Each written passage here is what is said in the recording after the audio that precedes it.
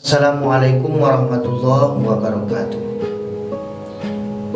Saudaraku dimanapun berada, ketika seorang muslim, seorang mukmin itu meninggal dunia, maka tiga perkara yang akan mengiringinya ke pintu kubur, yaitu yang pertama, ahluhu, ahlinya, keluarganya. Semua keluarga kita, karib kerabat kita, sanak famili kita, orang terdekat dengan kita, saudara kita, teman kita akan pergi mengantarkan kita, yaitu ke tempat peristirahatan terakhir kita, yaitu alam kubur. Pergi keluarga kita mengantarkan kita. Yang kedua yang akan pergi mengantarkan kita ke alam kubur, tempat istirahat kita yang terakhir, yaitu wa maluhu, harta kita. Harta yang kita cari, mobil yang kita mewah-mewahkan selama ini, Honda, dan transportasi lainnya yang selalu kita bangga-banggakan di atas dunia, akan pergi mengantarkan tubuh kita ini ke tempat peristirahatan terakhir. Dan yang ketiga yang akan mengantarkan kita ke pintu kubur, tempat istirahat kita yang terakhir, adalah wa amalu, amal ibadah kita. Jika kita ada yaitu berbuat kebaikan di atas dunia, ada mengerjakan amal ibadah, baik ibadah wajib maupun sunnah, baik ibadah berkaitan dengan Allah Subhanahu wa ta'ala, baik itu sholat kita, puasa kita, mengaji, membaca Al-Quran kita, maka itulah yang akan datang yang mengantarkan kita ke tempat istirahat kita yang terakhir.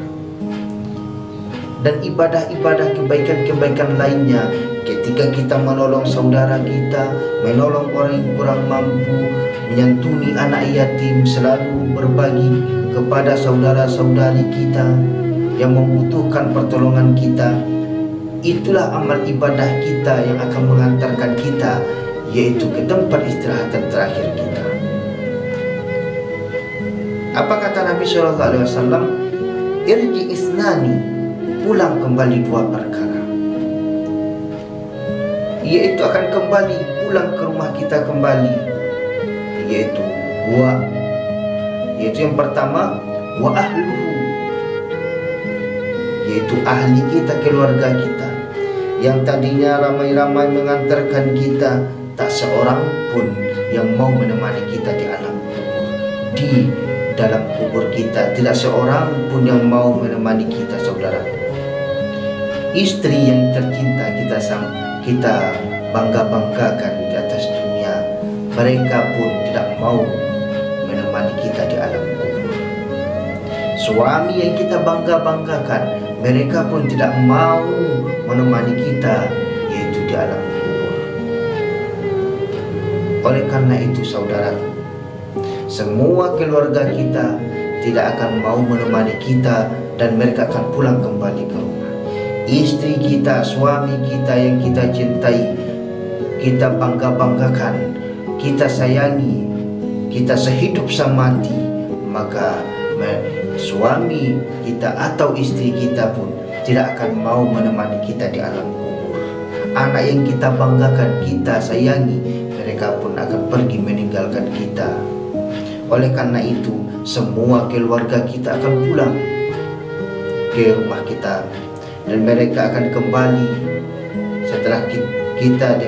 setelah mereka mengantarkan kita ke alam kubur, ke pintu kubur, maka keluarga kita semuanya akan pulang kembali ke rumah masing-masing.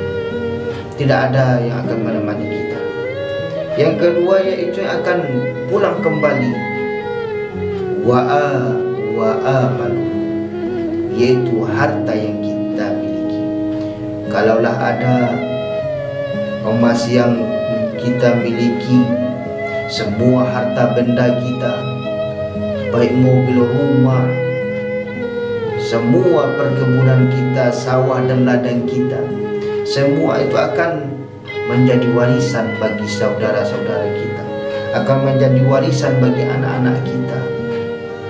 Kalaulah mereka dididik dengan ilmu agama, maka mereka akan yaitu mengingat kita, akan selalu berbagi dengan rezeki yang mereka miliki.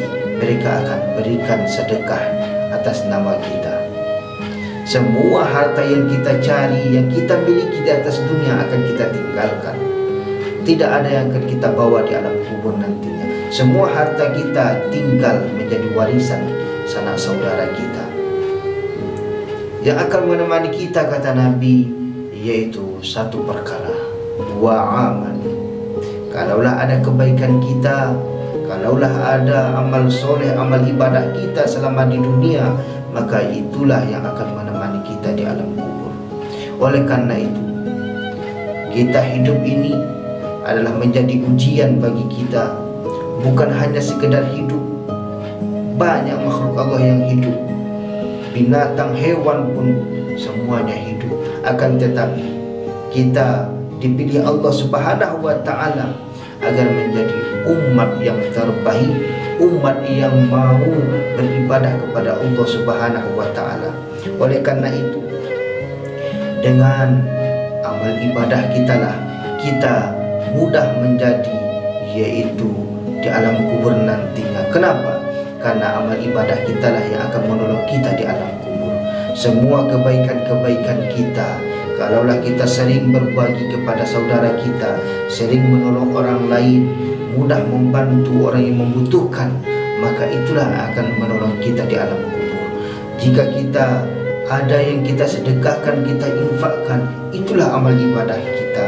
Kalaulah kita sering yaitu berbuat kebaikan dan selalu mengerjakan ibadah kepada Allah Subhanahu wa ta'ala semasa hidup di dunia, maka yakinlah saudaraku, itulah amal ibadah kita yang akan menolong kita di alam kubur nantinya. Oleh karena itu, di sini saya sampaikan, mari kita perbanyak amal ibadah, berbuat kebaikan kepada saudara kita, kepada orang lain. Jangan kita pandang ketika ingin berbuat baik, maka janganlah kita lihat orangnya, akan tetapi lihatlah kepada siapa kita yaitu berbuat kebaikan, yaitu kepada makhluk-makhluknya Allah Subhanahu wa ta'ala. Oleh karena itu saudaraku, amal ibadah kita lah yang akan menolong kita di alam kubur nantinya. Maka kita perbanyaklah bekal kita, yaitu memperbanyak ibadah dan kebaikan-kebaikan di atas dunia ini. Karena ketika kita telah meninggal dunia, maka tidak bisa lagi kita untuk berbuat kebaikan sedikit pun. Oleh karena itu, di sisa umur kita yang sedikit ini, di sisa waktu kita yang sedikit ini, mari kita pergunakan, mari kita manfaatkan sebaik-baik mungkin untuk memperbanyak bekal ibadah kita kepada Allah Subhanahu wa ta'ala. Karena perjalanan kita saudaraku bukanlah hanya sekedar alam dunia ini, melainkan setelah alam dunia, alam kubur, setelah alam kubur, alam akhirat, alam mizan, sampai nanti kita yaitu ditimbang amal ibadah kita, sampai apakah kita ke dalam neraka, apakah di dalam syurga. Oleh karena itu, mari kita perbanyak selalu berbuat kebaikan karena Allah Subhanahu wa ta'ala. Kita mengerjakan ibadah, apapun ibadahnya, karena perintah Allah, maka kita niatkan hanya karena Allah Subhanahu wa ta'ala. Mungkin demikian yang dapat saya sampaikan. Kurang dan lebih mohon dimaafkan. Assalamualaikum warahmatullahi wabarakatuh.